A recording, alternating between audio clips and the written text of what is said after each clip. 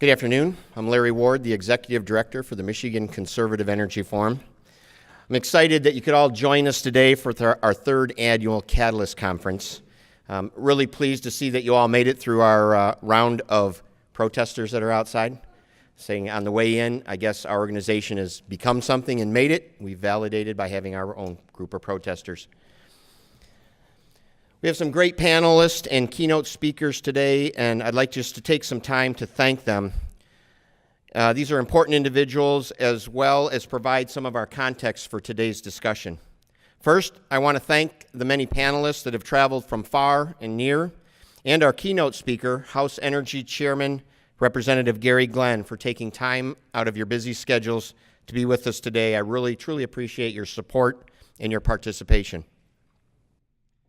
I'd like to thank our Leadership Council members, a group of dedicated and passionate conservatives who have helped shape MCEF into the organization it is today.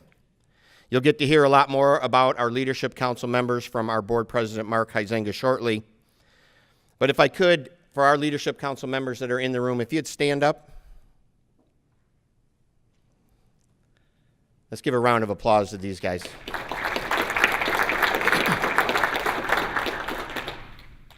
And finally, I'd like to recognize our sponsors. There's sponsorship boards around the room, but we do have sponsors that have been here, and truly appreciative of all they do to support our organization. Without them, this wouldn't be possible. Each year, the Michigan Conservative Energy Forum has set out to spur new ideas and breathe new life into the energy conversation. We educate the public and policymakers on the issues that impact Michiganders on a daily basis, and we help to depoliticize the topic of clean energy by bringing conservative solutions to the table. In the past, the theme of each Catalyst Conference has embodied our organizational focus of that particular year and talked about a platform that we've had and issues that we bring up. We've had Catalyst Conference talking about the positive impact on our economy and our jobs. We've talked about national security, grid security, and energy independence. We've talked about technological advancements of clean energy. This year, my team and I got together and decided what we wanted to talk about for the 2017 Catalyst Conference. And we wanted to do something more than just one of our issues or a message point. We wanted this year's conference to encompass where we've been as well as where we're going, not only as an organization, but more importantly, as a state. Today's goal, as we go through this Catalyst Conference, is to first highlight the great advancement Michigan has made in terms of energy policy in general, and the development of clean energy and energy efficiency in particular. And secondly, to spur a dialogue about improving Michigan's energy landscape. In short, today's conference seeks to begin charting Michigan's energy future, and that's why we've named our conference that way. Michigan has made a lot of progress in recent years as we transition to cleaner, more efficient forms of energy, helping position us as a leader in the clean energy economy. And this is just the beginning. Thanks to the comprehensive energy package that Governor Schneider signed into law this past December, the energy package not only received overwhelming bipartisan support in the Michigan legislature, but it was supported by a large group of grassroots, business, and energy stakeholders from all across the state. This legislation made great strides to meet Governor Schneider's goal of securing affordable, reliable, and environmentally sustainable energy for all Michiganders. There's a lot to celebrate in this particular energy package. Most noteworthy is the increased commitment to homegrown, clean, and renewable energy, a commitment that's going to stimulate our economy, create jobs, diversify our energy portfolio, and lower electric rates for Michigan businesses and families. More specifically, let me talk about 4 items that were in that energy package. We had a combined 35% goal of renewable energy and energy efficiency deployment by the year 2025. This was an item that Governor Schneider felt strongly about almost a year and a half ago to make it a key portion of what he wanted. Combination of renewable and energy efficiency set as a goal for our state to meet. We also had an increase in our successfully met renewable portfolio standard from the 10% to its current 15% level by the year 2021, along with an interim step of 12.5% by 2019. I'll just point out that this particular amendment was introduced and advocated for by Republican Senator Dale Zorn and implemented into this law. And one of the things that Senator Zorn pointed out when we were going through this process was we really need to show the state and the rest of the country that we're serious about the impact of green energy and energy jobs in our state. Thirdly, we had some additional scope and funding for the Utility Consumer Participation Board. And to intervene, it's a group that intervenes in electric rate cases on behalf of ratepayers, which you're going to hear more about. We have the chair of the UCPB, Jim McGinnis, as a moderator for one of our panels today. So he'll talk a little bit more about their organization and the fact that we got the law passed through. And then finally, it effectively retains the current solar net metering program until the year 2020. Has some implementation things in place that allow us to look what solar net metering should mean for the state of Michigan going forward. The MCEF staff and leadership council are proud of the role we played in crafting this historic legislation. We've worked tirelessly and educate policymakers and public about the many economic, security, and conservation benefits of clean energy. We formed partnerships and collaborated with other energy stakeholders, many of whom I see in the room today. Thank you for coming. We work closely with the governor and the Michigan Agency for Energy. We've worked with the business community, the independent power producers, the Small Business Association, the Michigan National Guard, higher education institutions, many of our local chambers of commerce, and that's just to name a few. We look forward to working with these partners going forward in 2017 and also forming new ones. Finally, our organization served on Senator Mike Knopf's energy work group for 2 years, advocating for policy improvements and market-driven solutions that protect ratepayers, they spark innovation, and create good-paying jobs in our communities. We're thankful for the opportunity we've had these past few years to participate and lead in the energy debate. But most importantly, we're thankful for our House and Senate legislators, to Governor Schneider and to Val Brader with the Michigan Agency for Energy, and for their dedication to bring a bright energy future, a commitment that is evident by the new energy laws and the goals that they have set before us. As we celebrate these achievements, we also look to the upcoming year and the policy discussions it may bring. I hope that this conference proves yet again this year to be a catalyst for new ideas, grassroots actions, and improvements to our energy landscape.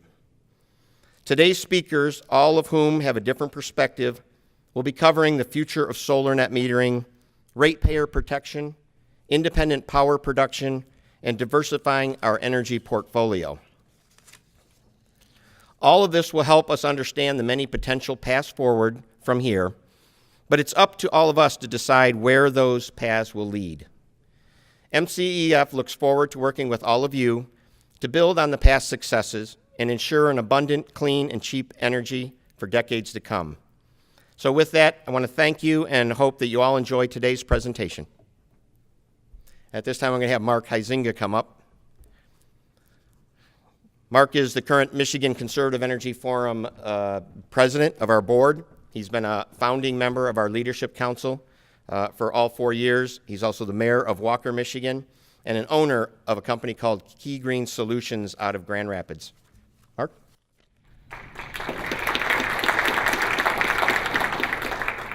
Thanks, Larry. Like Larry said, you know you've made it when you've got protesters, but Larry deserves special recognition because I saw his face on number of the billboards out there. So he's really made it too, so thanks, Larry.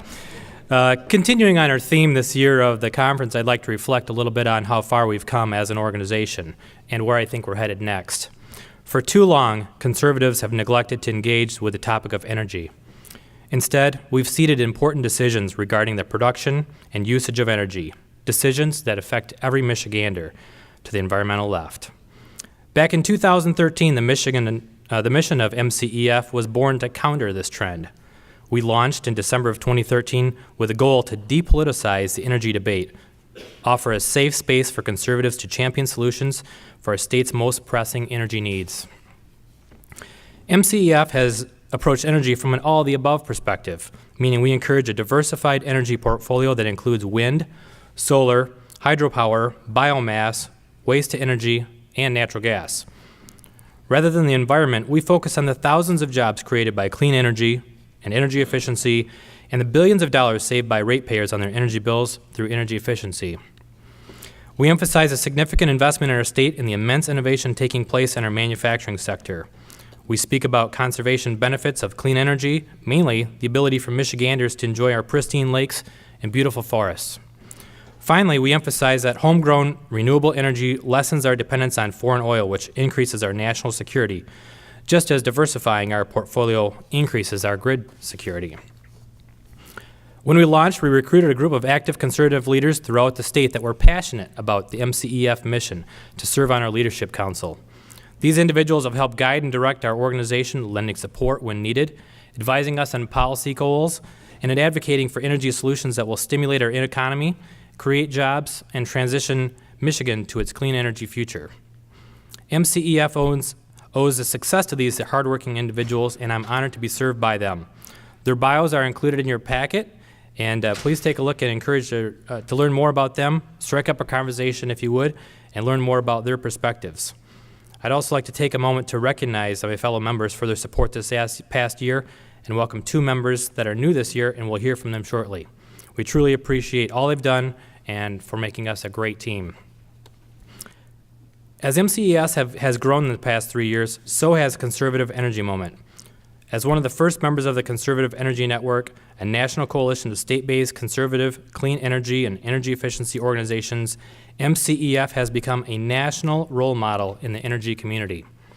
We've taken our story to other states who are seeking to emulate our success.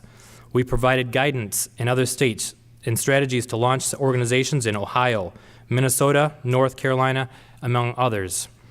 We offer smart, market-driven solutions that conservative policymakers can support and they know will benefit our local communities through job creations and lower electricity costs. With 34 Republican governorships and 25 Republican state trifectas and an overwhelming public support for clean energy development across our country, our conservative message is not only needed, but desired.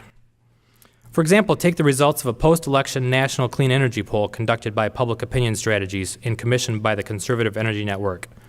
CEN found that 84% of all voters polled agree that their state should pursue an all-of-the-above energy strategy, including 71% as Trump voters.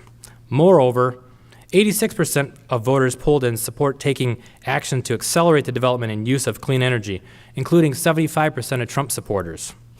Clean, renewable energy, our future for the future, as well as both sides of the political aisle. And when Michigan recently passed the legislation, our state has demonstrated commitment to increasing clean energy, energy efficiency, creating jobs, and lowering energy rates. MCEF looks forward to forging the path ahead over the next year that builds upon this progress and continues to position Michigan as an energy leader. In 2017, we will continue to educate the public and policymakers about the economic benefits of clean energy and energy efficiency, but we also strive to protect the electric ratepayer and the voice for consumer. We will fight for the continuation of solar net metering and localized power generation. We will urge policymakers and businesses to take advantage of Michigan's historic and vast enterprise in the automotive industry and manufacturing sector to champion the development of electric vehicles, infrastructure, as well as battery technology. We will strive to highlight the energy challenges that Michigan's Upper Peninsula faces and propose solutions that are cost-effective and efficient. We will further engage young professionals and college conservatives to be the voice of the next generation, advancing new ideas and spurring progress for the years to come. And we will build support for our mission through a focus of collaborations and relationships building with current and new allies alike. I'm grateful for how far we've come. I'm excited to see what the next year will bring, and thank you for joining us in the journey today. I'd also now like to just take a moment to let you know that Keith and Hollander, one of our members, he's taken ill. If you could keep him in your thoughts and prayers, he's in a hospital in Las Vegas. He'd probably love to be here today, but our thoughts and prayers go out to him, please. Now I'd like to introduce Chris Pauset and Charlie Colleen. How's it going, everyone? My name's Chris Pauset. I'm currently a senior right now at Michigan State. I'm here with my colleague, Charlie. He's also a senior, and he's the head of the Michigan Federation of College Republicans. And we are now starting up a fellowship program this year, which is going to be designed on educating and engaging young conservatives on campus and after college, young professionals in the conservative energy movement. We want to make sure they are educated on this so they can be the ones in the future to innovate and make sure we are getting the cheapest, the best, the most renewable energy sources.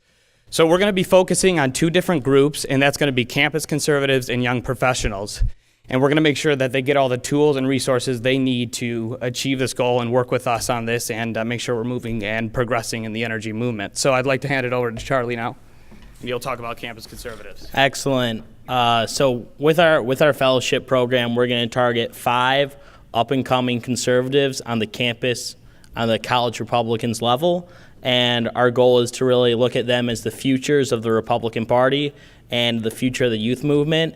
And what the fellowship really focuses on is making sure they're doing research on the topic, learning how to speak about it. We're going to have a day in Lansing where they come in, they speak to legislators, people in the industry, and really learn more about the topic, then also engage grassroots conservative leaders and tell them why this topic's important to them.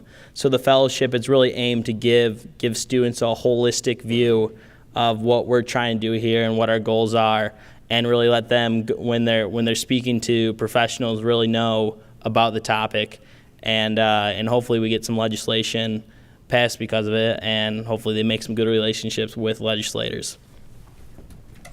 So I just want to say the last part of it, when we engage young professionals, our main goal is going to be to reach out to young chamber groups. Like the Lansing Chamber has a division that's a young chamber group. So we'd really appreciate it if any of you guys are involved in a chamber of commerce, maybe the Grand Rapids or anything like that, if you know of young chambers where we could come speak and then have a mixer afterwards to talk to the kids about it, make sure they have the resources they need, and so they can come talk to us, because I think it's super important we hit those young professionals, because they're the ones who go into their companies and they're the ones who are coming up with the new, fresh, innovative ideas. So we really need to get to them. So if you could come and talk to me and Charlie afterwards, if you know of any groups you'd love us to come speak out to, we would love that.